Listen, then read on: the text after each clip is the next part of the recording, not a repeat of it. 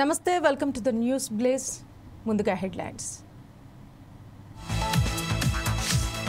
అవిశ్వాస తీర్మానం నెగ్గిన కూటమి 74 మంది సభ్యులు అనుకూలంగా ఓటు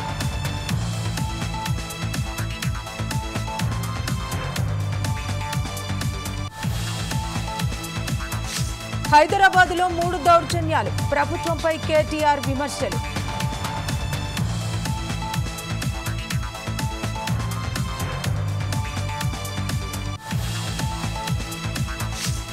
ముస్లింలను రెచ్చగొడుతున్నారు ఓవైసీ తీరుపై రాజాసింగ్ ఆగ్రహం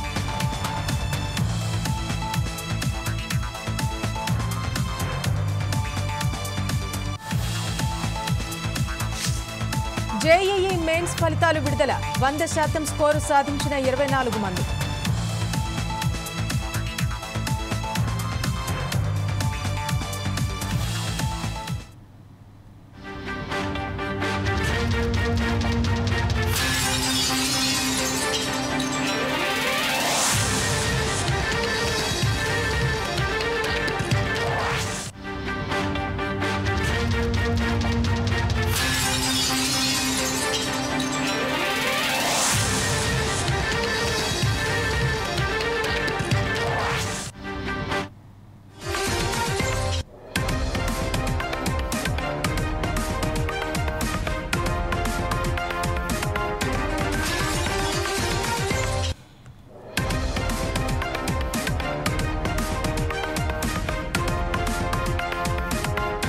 బ్రేకింగ్ న్యూస్ చూస్తున్నాం. జీవీఎంసీ అవిశ్వాస తీర్మానాన్ని కూటమి నెగ్గింది. మహావిశాఖ నగరపాలక సంస్థ మేయర్ గొలగాని హరివెంకట కుమారిపై కూటమి ప్రవేశపెట్టింది.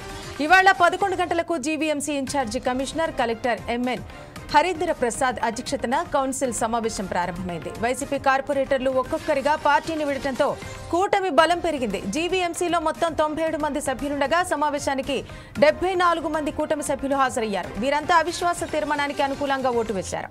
కౌన్సిల్ సమావేశాన్ని వైసీపీ సభ్యులు బహిష్కరించారు.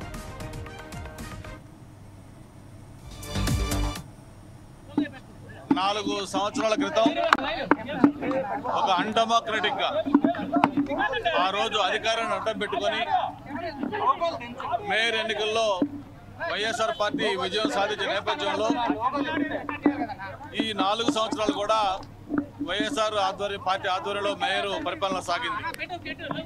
మరి ఏదైతే కార్పొరేటర్లు కానీ ప్రజలు కానీ ఎక్సెప్షో మెంబర్స్ కానీ అందరూ కూడా ఈ పాలన పట్ల తీవ్ర వ్యతిరేకత చూపించడం, ఈ మేయర్ని దించాలని చెప్పని గత కొద్ది రోజులుగా కూడా అనుకోవటం, దానికి సంబంధించి మీరు అందరూ కూడా చూస్తా ఉన్నారు. ఏదైతే కార్పొరేటర్లు వాళ్ళలోనే చాలా మంది మార్పు వచ్చి ఆ పార్టీకి కూడా రాజీనామాలు వచ్చేసి అటు తెలుగుదేశం కానీ జనసేన కానీ బీజేపీ కూటమిలో చేరటం, అందరి సమిష్టి సహకారంతో ఈరోజు ఏదైతే కూటమి ఇచ్చిన నో కాన్ఫిడెన్స్ మోషన్ ఇప్పుడే ఎంపీ గారు చెప్పినట్టుగా ఆ రిక్వైర్డ్ నెంబర్ ఏదైతే కావాలో అందరూ కూడా హాజరయ్యి దాన్ని విజయవంతం చేశారు. ఈ రోజుతోటి వైఎస్ఆర్ పార్టీ ఆధ్వర్యంలో ఉన్న మేయర్ పరిపాలనకి చరమగీతం ముగింపు జరిగింది. మన కొత్త మేయర్ కూడా త్వరలోనే ఎన్నుకోబోతా ఉన్నారు. మరి ఒక ప్రజారంజకమైన పరిపాలన కార్పొరేషన్కి అందించడంలో కూటమి ముందుంటుందని చెప్పి మరొకసారి తెలియజేసుకుంటూ ఈరోజు స్థానిక సంస్థల్లో విశాఖపట్నం మున్సిపల్ కార్పొరేషన్ అనేది చాలా కీలకమైంది. ఈరోజు 98 వార్డులతోటి దాదాపు 8 అసెంబ్లీ కాన్స్టిట్యున్సీల్లో 2 పార్లమెంట్ కాన్స్టిట్యున్సీ తోటి ఇది పెద్ద కార్పొరేషన్. అటువంటి కార్పొరేషన్లో ఒక సమర్థవంతమైన మేయరు అలాగే మిగతా కార్పొరేటర్లు ఉంటే పరిపాలన ఎలా ఉంటుందో మేము చేసి చూపించబోతా ఉన్నాం.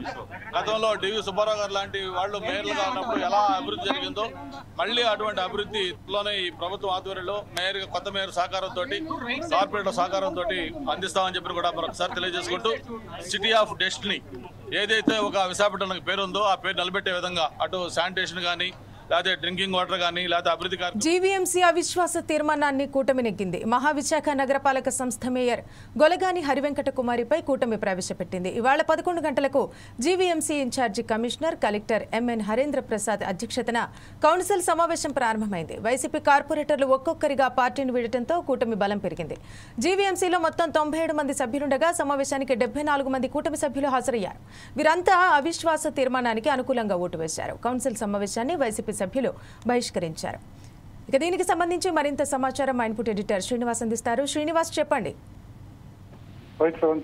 ఏదైతే జీవీఎంసీ మేయర్ ఎన్నిక ఉత్కంఠకు తెరపడింది.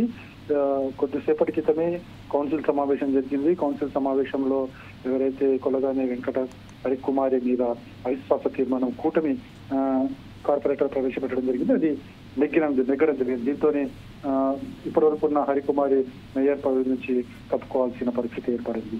ఇక మరోవైపు చూసుకుంటే కనుక మొత్తం 97 మంది ఉన్న ఈ కౌన్సిల్లో 74 మంది అనుకూలంగా ఓటు వేయడం జరిగింది. వీరంతా కూడా కూటమి పార్టీకి చెందిన సభ్యులుగా ఉన్నారు. అయితే మొత్తానికి చూసుకుంటే కనుక ఏదైతే గత 3 వారాల నుంచి కూడా ఏదైతే జీవీఎంసీ కౌన్సిల్ సంబంధించి ఏవైతే క్యాంపు రాజకీయాలు కొనసాగాయి, అటు మలేషియాలో కావచ్చు, ఇటు శ్రీలంకలో కావచ్చు, అటు వైసీపీ కావచ్చు, కూటమి నేతలు కావచ్చు, వీళ్ళంతా కూడా క్యాంపు రాజకీయాలు నిర్వహించారు. ఎవరు కూడా తమ చేజారిపోకుండా ఒడిచిపట్టుకునే ప్రయత్నం చేశారు. చివరికి ఏదైతే జీవీఎంసీ మేయర్ అవిశ్వాస తీర్మానం ఈరోజు ఉదయం 10 గంటల ప్రవేశపెట్టిన తర్వాత మొత్తం 74 మంది తీర్మానానికి సపోర్ట్ చేయడంతో కౌన్సిల్ లో మేయర్ ఇక హరికుమారి తప్పుకోవాల్సి వచ్చింది. అయితే రేపు కొత్త మేయర్ ఎన్నిక ఉండబోతుంది అని చెప్పేసి కూడా తెలుస్తుంది. అయితే రేపు సండే కాబట్టి రేపు సండేనే నిర్వహిస్తారు, లేకుంటే సోమవారం రోజు ఉంటుందో చూడాల్సిన అవసరం ఉంది. కానీ మేయర్ పదవి కాబట్టి వెంటనే దాన్ని ఫిల్ చేయాల్సి ఉంటుంది. సో దాన్ని కూడా రేపు మళ్ళీ కౌన్సిల్ సమావేశం నిర్వహించి దాన్ని కొత్త మేయర్ని ఎన్నుకునే అవకాశాలు కనిపిస్తున్నాయి. మొత్తానికైతే జీవీఎంసీ మేయర్ పీఠం అయితే ఇప్పుడు మళ్ళీ కూటమి ప్రభుత్వానికి దక్కిందని చెప్పచ్చు. Okay, thank you Srinivas.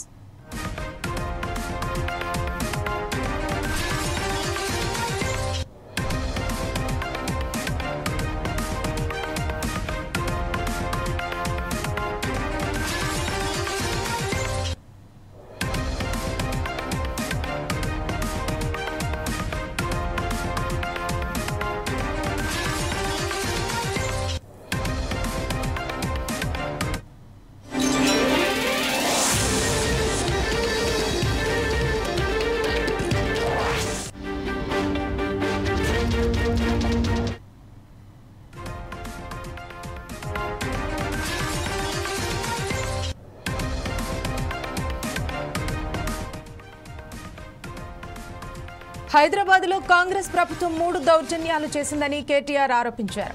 Hydraa, Musi, తాజాగా కంచగచ్చిబౌలి పేరిట ప్రజలను భయాందోళనలకు గురిచేస్తోందన్నారు. మళ్లీ అధికారంలోకి వచ్చేది బీఆర్ఎస్ఏనని, కేసీఆర్ సీఎం అవుతారని ఆశాభావం వ్యక్తం చేశారు. కాంగ్రెస్, బీజేపీలు 2 ఒక్కటేనని అన్నారు. వరంగల్లో నిర్వహిస్తున్న రజతోత్సవ సభపై హైదరాబాద్లో సన్నాహక సమావేశాన్ని నిర్వహించారు. ఈ సందర్భంగా కేటీఆర్ పలు వ్యాఖ్యలు చేశారు.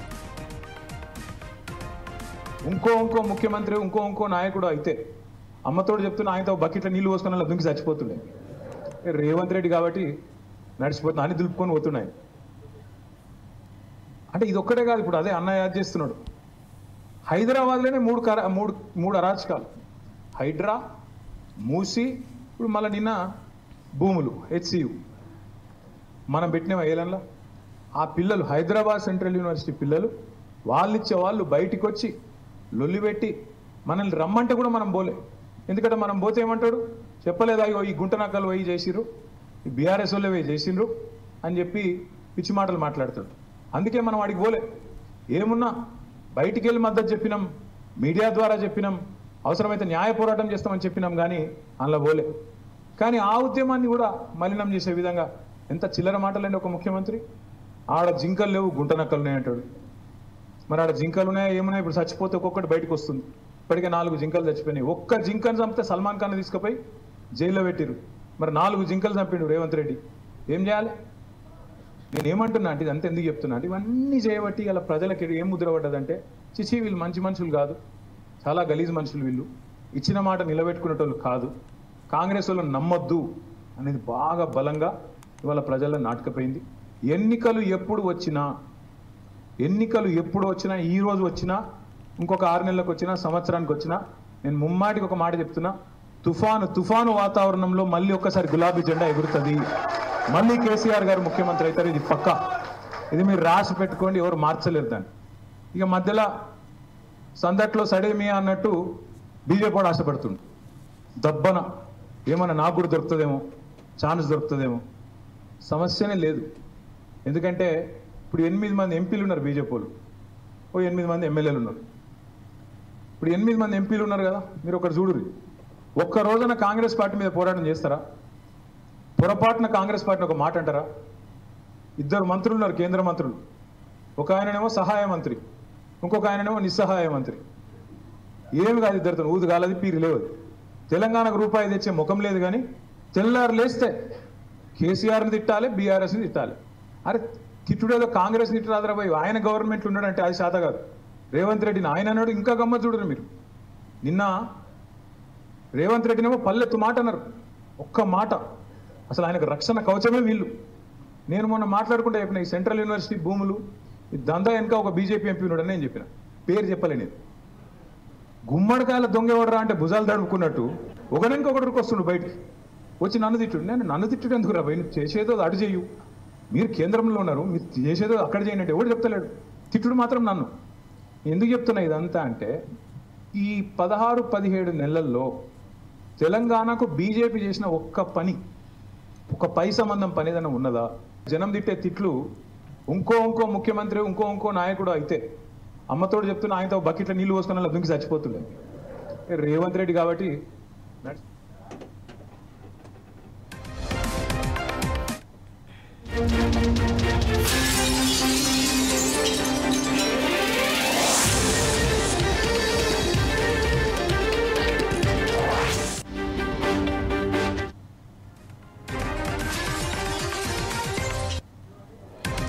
జేఈఈ మెయిన్స్ సెషన్ 2 ఫలితాలు విడుదలయ్యాయి. శుక్రవారం మధ్యాహ్నం ఫైనల్కి విడుదల చేసిన ఎన్టీఏ అధికారులు తాజాగా విద్యార్థులు సాధించిన పర్సంటేజ్ స్కోరుతో ఫలితాలను విడుదల చేశారు. దేశవ్యాప్తంగా ఉన్న ఎన్ఐటీలు, ట్రిపుల్ఐటీల్లో బీఈ, బీటెక్ కోర్సుల్లో ప్రవేశాల కోసం ఏప్రిల్ 2, 3, 4, 7, 8 తేదీల్లో పేపర్ 1 పరీక్షలు జరిగాయి. స్కోర్ కార్డు డౌన్లోడ్ చేసుకునేందుకు విద్యార్థులు తమ అప్లికేషన్ నెంబర్, పాస్వర్డ్తో పాటు క్యాప్చర్ కోడ్ ఎంటర్ చేయాల్సి ఉంటుంది.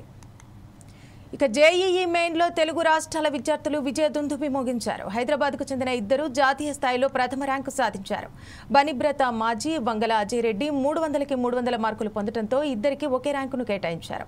ఇతర రాష్ట్రాలకు చెందిన మరో ఇద్దరికి కూడా 1వ ర్యాంకు దక్కే అవకాశం ఉందని తెలుస్తోంది.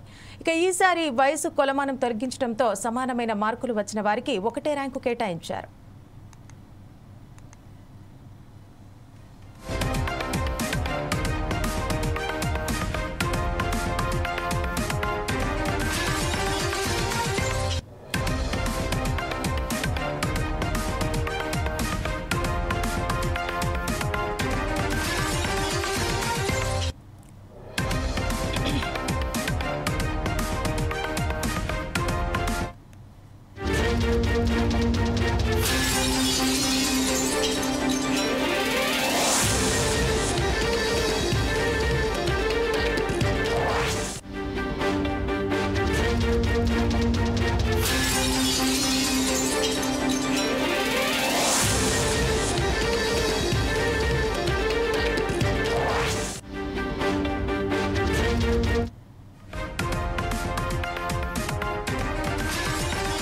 వక్ఫ్ బోర్డుపై ముస్లిం సోదరులకు ఓవైసీ బ్రదర్స్ నిజాలు చెప్పాలని గోషామహల్ ఎమ్మెల్యే రాజాసింగ్ సవాల్ విసిరారు.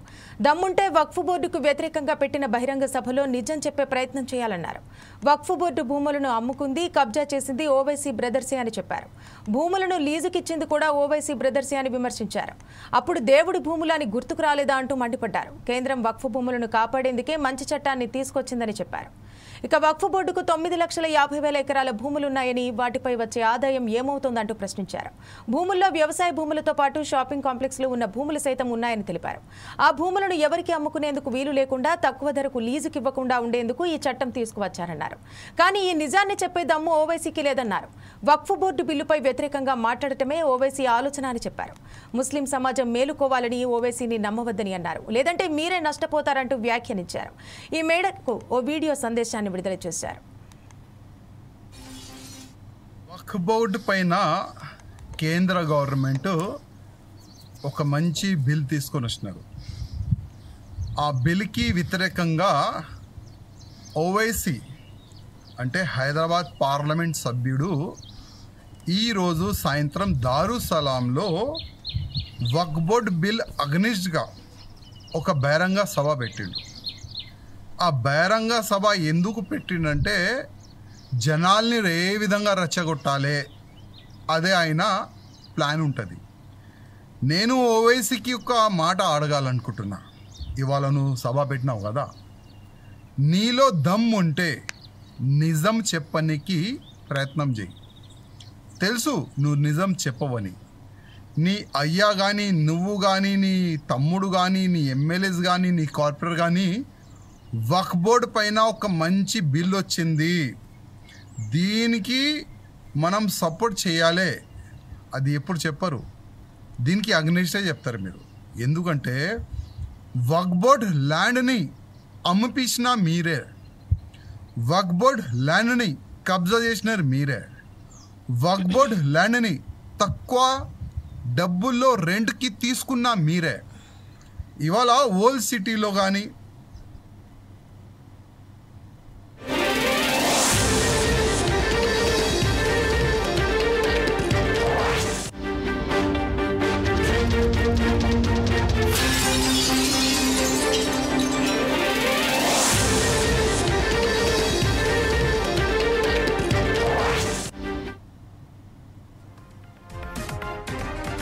బ్రేకింగ్ న్యూస్ చూస్తున్నాం. తెలంగాణలో పెట్టుబడులు, పరిశ్రమలు, ఉద్యోగ ఉపాధి అవకాశాలు పెంచాలనేదే తమ ప్రభుత్వ ఉద్దేశమని ముఖ్యమంత్రి రేవంత్ రెడ్డి పేర్కొన్నారు. రాష్ట్రంలో ఐటీ, ఫార్మా రంగంలో సాధించాల్సినంత ప్రగతి సాధించామని చెప్పారు. జపాన్ పర్యటనలో ఉన్న ఆయన ఇవాళ జపాన్ తెలుగు సమైక్య ఏర్పాటు చేసిన తెలుగు వెలుగు పండుగ సంబరాల కార్యక్రమానికి హాజరయ్యారు. టోక్యోలో అభివృద్ధి చేసిన రివర్ ఫ్రంట్ పరిశీలించామని రేవంత్ రెడ్డి అన్నారు. నీరు మన సంస్కృతికి, అభివృద్ధికి ప్రతీక అని అన్నారు. మూసీ నది ప్రక్షాళనకు కొంతమంది అడ్డుపడుతున్నారంటూ విమర్శించారు. మనం సాధించాల్సినంత ప్రగతి సాధించడం, ఇప్పుడు పరిశ్రమలను తెచ్చుకోవాల్సిన అవసరం ఉన్నది. ఈ పరిశ్రమల కోసం మన state land lock state. Because of land lock state we don't have any port. అందుకే మనము డ్రై పోర్ట్ తీసుకొని మచిలీపట్నం పోర్ట్ ఒకప్పుడు నిజాం ఉన్నప్పుడు మన దగ్గరనే ఉండేది. దానికి dedicated national highway, railway line వేసి ఒక డెడికేటెడ్ డ్రై పోర్ట్ తీసుకొని ఆ పోర్ట్కి ఒక కనెక్షన్ ఇస్తే మనకు భవిష్యత్తులో ఆటోమొబైల్ ఇండస్ట్రీ వేగంగా విస్తరించుకోవడానికి అవకాశం ఉంది. ఇవన్నీ కూడా ప్రపంచంతో పోటీ పడడానికి ఈరోజు మూసీ రిజర్వేషన్, నిన్న జపాన్లో ఉన్న, టోక్యోలో ఉన్న మీ రివర్ ఫ్రంట్ ప్రాజెక్టు నేను చూసిన. యుఎస్లో న్యూయార్క్ అండ్ న్యూజెర్సీ మధ్యలో హడ్సన్ రివర్ చూసినాం. లండన్లో థేమ్ రివర్ చూసినాం. సియోల్లో చూసి వచ్చిన. ఈరోజు జపాన్లో కూడా చూసిన. నరేంద్ర మోడీ గారు గుజరాత్లో సబర్మతి రివర్ ఫ్రంట్ కట్టుకున్నాడు. ఉత్తరప్రదేశ్ వారణాసిలో గంగా నది రివర్ ఫ్రంట్ కట్టుకున్నారు. ఈరోజు ఢిల్లీలో యమునా నదిని కడతామంటుంది. కానీ తెలంగాణలో మూసీ రివర్ని అభివృద్ధి చేసుకుంటామంటే మాత్రం బీజేపీ, బీఆర్ఎస్ వాళ్ళు అడ్డం పడుతున్నారు. నీళ్ళు అనేది సంస్కృతికి, నీళ్ళు అనేది అభివృద్ధికి. ఎక్కడైతే నీళ్లు ఉంటాయో అక్కడ సంస్కృతి, అక్కడ నాగరికత పెరిగింది.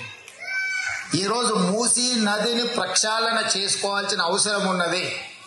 ఈరోజు మూసీ నది ప్రక్షాళన చేస్తామన్నా, నాలాల ఆక్రమణలు తొలగించాలన్నా, చెరువులలో ఆక్రమించి కట్టుకున్న అక్రమ నిర్మాణాలను కూలగొడతామన్నా కొంతమంది అడ్డుపడుతున్నారు. మీరందరూ ఎక్కడి నుంచి చూసి ఉండొచ్చు.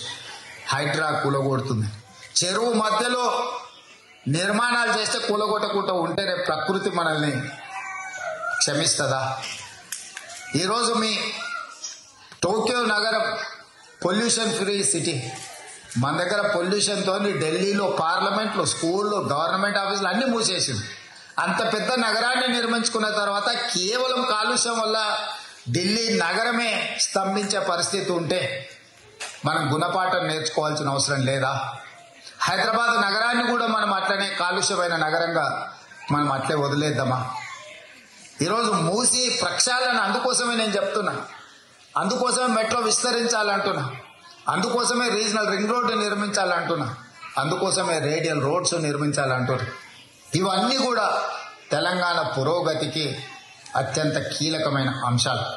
సాగునీటి ప్రాజెక్టుల నిర్మాణమే కాదు, సాంకేతిక నైపుణ్యమే కాదు, పరిశ్రమలు రావాలి, పెట్టుబడులు పెరగాలి, ఉద్యోగ ఉపాధి అవకాశాలు కల్పించాలనేదే మన ప్రభుత్వం యొక్క విధానం. అందుకే కదా తెలంగాణ రాష్ట్రం తెచ్చుకున్నది.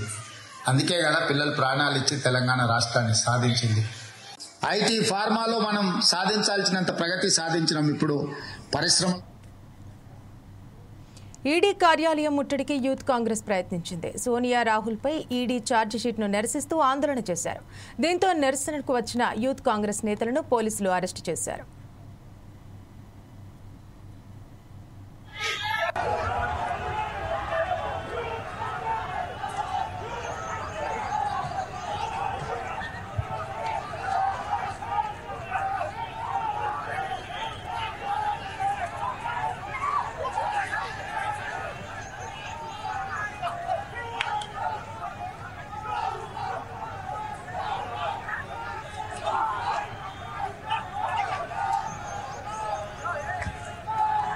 ఈడీ కార్యాలయం ముట్టడికి యూత్ కాంగ్రెస్ ప్రయత్నించింది. సోనియా రాహుల్పై ఈడీ ఛార్జిషీట్ను నిరసిస్తూ ఆందోళన చేశారు.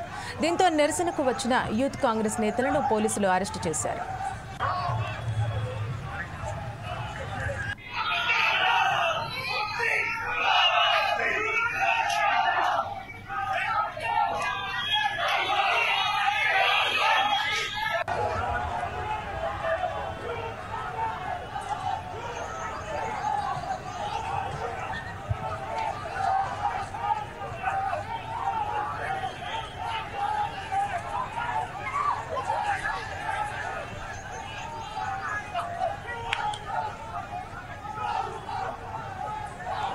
ఈడీ కార్యాలయం ముట్టడికి యూత్ కాంగ్రెస్ ప్రయత్నించింది. సోనియా రాహుల్పై ఈడీ ఛార్జిషీట్ను నిరసిస్తూ ఆందోళన నిర్వహించారు. దీంతో నిరసనకు వచ్చిన యూత్ కాంగ్రెస్ నేతలను పోలీసులు అరెస్టు చేశారు.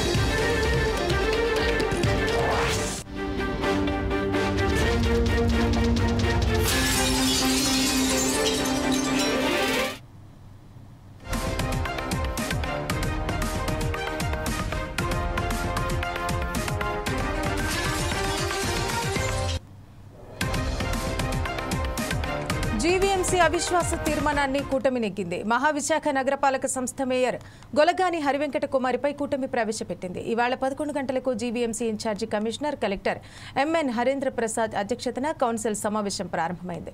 వైసీపీ కార్పొరేటర్లు ఒక్కొక్కరిగా పార్టీని వీడటంతో కూటమి బలం పెరిగింది. జీవీఎంసీలో మొత్తం 97 మంది సభ్యులుండగా సమావేశానికి 74 మంది కూటమి సభ్యులు హాజరయ్యారు. వీరంతా అవిశ్వాస తీర్మానానికి అనుకూలంగా ఓటు వేశారు. కౌన్సిల్ సమావేశాన్ని వైసీపీ సభ్యులు బహిష్కరించారు. ఇక గత ప్రభుత్వంలో జరిగిన అవినీతిని వెలికి తీస్తామంటున్న బీజేపీ ఎమ్మెల్యే విష్ణుకుమార్ రాజుతో మా విశాఖ ప్రతినిధి Avatar Yadav face to face. నెలకొన్న ఉత్కంఠకి అయితే తెరపడింది. ఈ రోజు అయితే మాత్రం కౌన్సిల్లో 74 మంది పాల్గొన్నారు. 74 మంది కూడా కూటమి ప్రభుత్వానికి అయితే అనుకూలంగా ఓటింగ్ చేశారు. అసలు కూటమి ప్రభుత్వం మేయర్ని ఎవరిని ఎంచుకోబోతుంది అనేది తెలుసుకున్న ప్రయత్నం చేద్దాం. మనతో పాటు మాట్లాడడానికి ఎమ్మెల్యే విష్ణుకుమార్ రాజు గారు ఉన్నారు. ఆయన తెలుసుకుందాం. సార్ నమస్తే సార్. ఈ రోజు కౌన్సిల్లో 74 మంది పాల్గొన్నారు. కూటమికి అనుకూలంగా 74 ఓట్లు కూడా పడ్డాయి. అసలు మేయర్ని ఎవరిని ఎన్నుకోబోతున్నారు? ఇప్పుడు ఇట్స్ న్యాచురల్ థింగ్. ఎవరైతే ఏ పార్టీకి అయితే ఎక్కువ సీట్లు ఉన్నాయో ఆ పార్టీ నేత దాంట్లోంచి ఒకరిని మేయర్గా ఎన్నుకోవడం జరుగుతుంది. ఇప్పుడు టీడీపీ వ్యక్తిని మేయర్ కింద పెట్టడం జరుగుతుంది. అంటే ఈ రోజు అయితే వైసీపీ వాళ్ళు అయితే మాత్రం ఈ రోజు ఓటింగ్ పాల్గొనలేదు. అసలు రాకన్నా ఉండడం ఎలా చూడొచ్చు? ఇప్పుడు వాళ్ళ ఉద్దేశం ఏంటంటే ఇక్కడికి విశాఖపట్నం వస్తే ఆ వైసీపీలో ఉన్న కార్పొరేటర్స్ కూడా దీంట్లోకి వచ్చేస్తారు. అందుకు వాళ్ళని కట్టడి చేయడం గురించి వాళ్ళని శ్రీలంకలోనో లేకపోతే ఇక్కడ కేరళలోనో బంధించారు వాళ్ళని. ఇప్పుడు అందుకనే వాళ్ళు రాలేదు. ఇప్పుడు ఏదైతే ఉందో 1 సంవత్సరం గడువు కాలం మాత్రం ఉంది. ఉమ్మడి ప్రభుత్వం మేయర్ పైన కైవసం చేసుకున్నది. అభివృద్ధి ఎలా ఉండబోతుంది? డెఫినెట్ గా అది 1 ఇయర్ ఉందా 2 ఇయర్స్ ఉందా అనేది ఇష్యూ కాదు. అది చేసే కూటమి ప్రభుత్వం ఏ విధంగా చేస్తుంది అనేది చూడాలి. మంచిగా చేస్తుంది, దాంట్లో డౌట్ ఏం లేదు. ఈ వైఎస్ఆర్సీపీ లాగా ఉండదు. బీజేపీ ప్రభుత్వము, టీడీపీ, జనసేన 3 కలిసి ఉన్న ప్రభుత్వము డెఫినెట్ గా చాలా బాగుంటుంది. విశాఖపట్నంలో జీవీఎంసీ పరిధిలో ఉన్న ప్రతి వార్డుల్లో కూడా డెవలప్మెంట్ జరుగుతుంది. గత ప్రభుత్వంలో అవకతవకలు జరిగాయని చెప్పి చాలా మంది ఆరోపించడం జరిగింది. చాలా మంది కూడా దానిపైన కంప్లైంట్స్ కూడా ఇచ్చారు. ఇప్పుడు దాన్ని వెలికి తీస్తారా? ఇప్పుడు ఆరోపణలో పస ఉందా లేకపోతే పొలిటికల్ ఆరోపణల వాస్తవమా కాదా? If there is a prima facie చాలా ఉంది అంటే తప్పనిసరిగా దానికి ఎంక్వైరీ ఏమైనా డిమాండ్ చేస్తాం. ఏముంది దాంట్లో ఇబ్బంది ఏం లేదు. ప్రస్తుతం అయితే కమిషనర్ కూడా లేడు. ఇప్పుడు మేయర్ వచ్చేలోపు కమిషనర్ గారిని ఏదైనా కూటమి ప్రభుత్వం నియమిస్తుందా? ఈలోగా ఆ పాలన ఎలా ఉండబోతుంది? ఇప్పుడు కమిషనర్ గారు లేడు అనకూడదు, కమిషనర్ గారు లేరు అని చెప్పాలి. కమిషనర్ గారు తప్పనిసరిగా ఇప్పుడు ప్రభుత్వము కొత్త కమిషనర్ గారిని అపాయింట్ చేయాలి. లేని మూలాన ఇబ్బందులు ఉన్నాయి. లేని మూలాన డెవలప్మెంట్ యాక్టివిటీస్కి కూడా కొంత అంతరాయం ఉంటుంది. ఎందుకంటే కలెక్టర్ గారికి రకరకాల పనులు ఉంటాయి వారికి. దీని మీద ఫుల్ ప్లెడ్జ్డ్ కాన్సన్ట్రేట్ చేయడం అనేది కష్టము, హ్యూమన్లీ నాట్ పాసిబుల్. కాబట్టి కొత్త కమిషనర్ గారిని తొందరగా అపాయింట్ చేయాలని మేము కోరుతూ, అట్లాగే కొత్త కమిషనర్ వచ్చాక ఇంకా అభివృద్ధి పైన దృష్టి సారిస్తారు. మేము కూడా దేనిపైన ప్రత్యేకమైన ఫోకస్ పెట్టాలో అవి కూడా వారికి కూడా మేము తెలియజేసుకుంటాము. బీజేపీకి ఏమైనా డిప్యూటీ మేయర్ ఇచ్చే అవకాశం ఉన్నాయి? బీజేపీకి డిప్యూటీ మేయర్ ఏమని అడుగుతాము. దాంట్లో ఏమీ డౌట్ ఏముంది? మాది కూడా దీంట్లో 1 ఆఫ్ ది భాగస్వాములు మేము. సో అడుగుతాము. తర్వాత కూటమి నేతలు ఏ విధమైన డెసిషన్ చేస్తారనేది వేచి చూడాలి. ఇది పరిస్థితి. కూటమి ప్రభుత్వం అయితే మాత్రం మేయర్ పీఠాన్ని కైవసం చేసుకోవడం చాలా ఆనందదాయకంగా ఉందని చెప్పి విష్ణుకుమార్ రాజు గారు చెప్తున్నారు. కూటమి ప్రభుత్వంలో విశాఖ నగరం అయితే మరింత అభివృద్ధి చెందుతుందని కూడా ఆయన చెప్తున్న పరిస్థితి కనబడుతూ ఉంది. కెమెరా పర్సన్ మహేష్తో అవతార్ యాదవ్, 4 Sides TV, విశాఖపట్నం.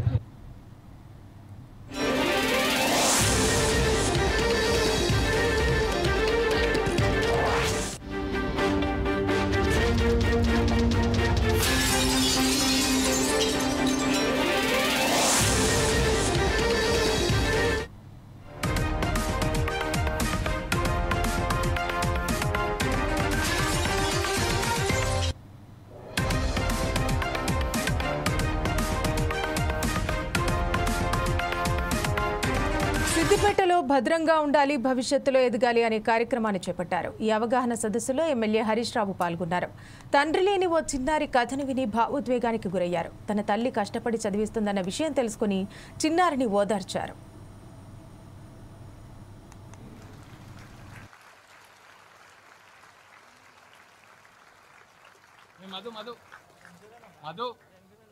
అంటే మీరు క్లాప్స్ కొడుతూ ఉండాలా? మీ అమ్మ కదా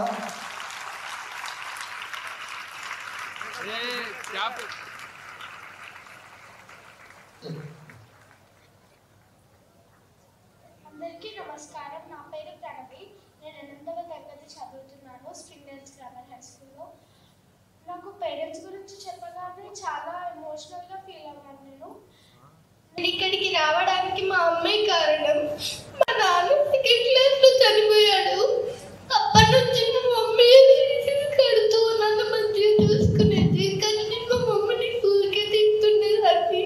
నేను ఇప్పటి నుంచి మా మమ్మీని మంచిగా చూసుకుంటాను. మా మమ్మీకి మంచి పేరు తీస్తాను. మా మమ్మీ డాడీకి వాల్యూ, వాళ్ళ పేర్లకి వాల్యూ ఇస్తాను. ధన్యవాదాలు.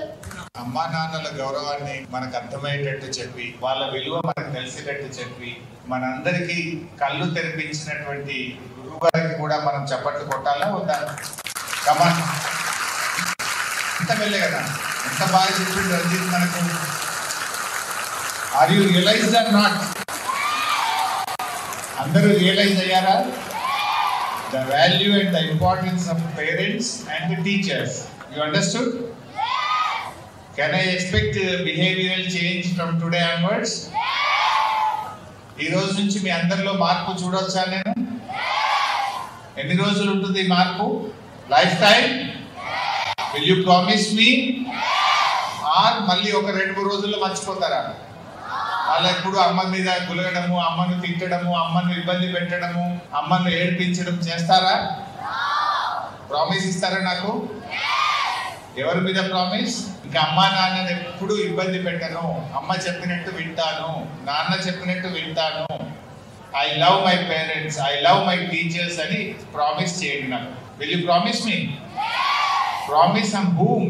On me or on you, on your parents? మీరు ఎవరినైతే బాగా ఇష్టపడతారో వాళ్ళ మీద ఒట్టేసి నాకు మాట ఇవ్వండి, అమ్మా నాన్నని ఇబ్బంది పెట్టము ఈ రోజు నుంచి.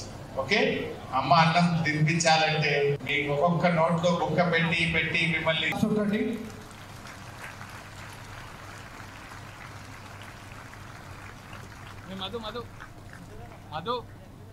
అంటే మరి క్లాప్స్ కొడుతూ ఉండాలా? మీ అమ్మ కదా.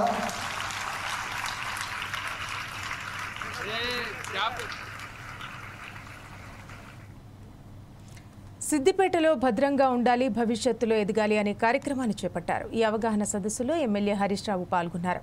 తండ్రి లేని ఓ చిన్నారి కథ విని భావోద్వేగానికి లోనయ్యారు. తన తల్లి కష్టపడి చదివిస్తుందన్న విషయం తెలుసుకుని చిన్నారిని ఓదార్చారు.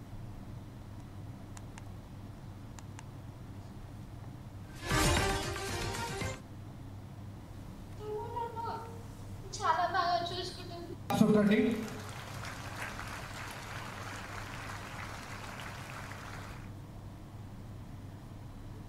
మరిన్ని అప్డేట్స్ కోసం చూస్తూనే ఉండండి 4 Sides TV. నమస్తే.